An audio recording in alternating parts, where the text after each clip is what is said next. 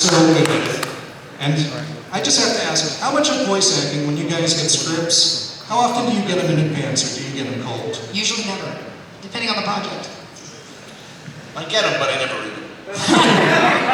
Star Trek I get in advance, but any video game or anime, it's usually right in session. And I remember they used to be sent, and now because, I mean, guys, the internet changed the world. Yeah. People, social media, people putting things out. Privacy. Yeah, like people don't, I mean, I lived in Portland and, you go audition for Portlandia and then you never watch that show. Absolutely. You never had the actual script because it kept getting out, so they just always gave you a favor. They couldn't. Like, you signed an NDA that said you couldn't even tell people you were auditioning, and then you never had the scripts, you never knew what anything was, but once social media hit, privacy is a different ballgame. Most of the time with auditions, you don't even know what you're auditioning for. They're under code names. So you just go in, audition, and then you find out later that you book, something Street Fighter, but it's Project Thunder. And you're like, wow, Project Thunder. I should have known the name Zangief. Should have tipped me off a bit of what project it was.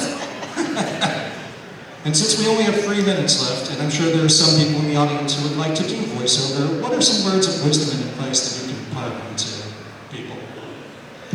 Acting first, voices later. Like a lot of people think just doing funny voices is the key to getting in.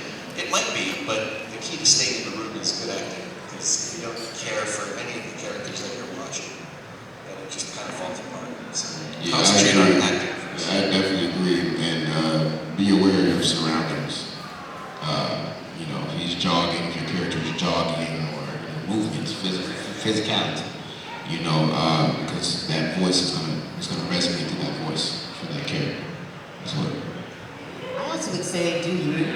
Like, people don't always know what they want, but they'll know when they hear it, so sometimes people will be like, I'm working really hard, I'm trying to be like the next Charles Martinet or whatever, but it's like, but yeah, that's his job right now, so they're not looking for that. You do you, be the next thing, and bring yourself to the table.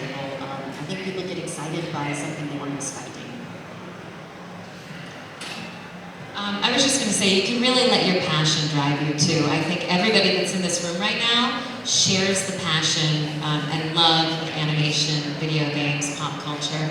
So there'll be times where you need to continue to go back to that well to fuel yourself up over the years. So continue to solidify your love of it and get in your 10,000 hours honing your craft and do it whenever you can.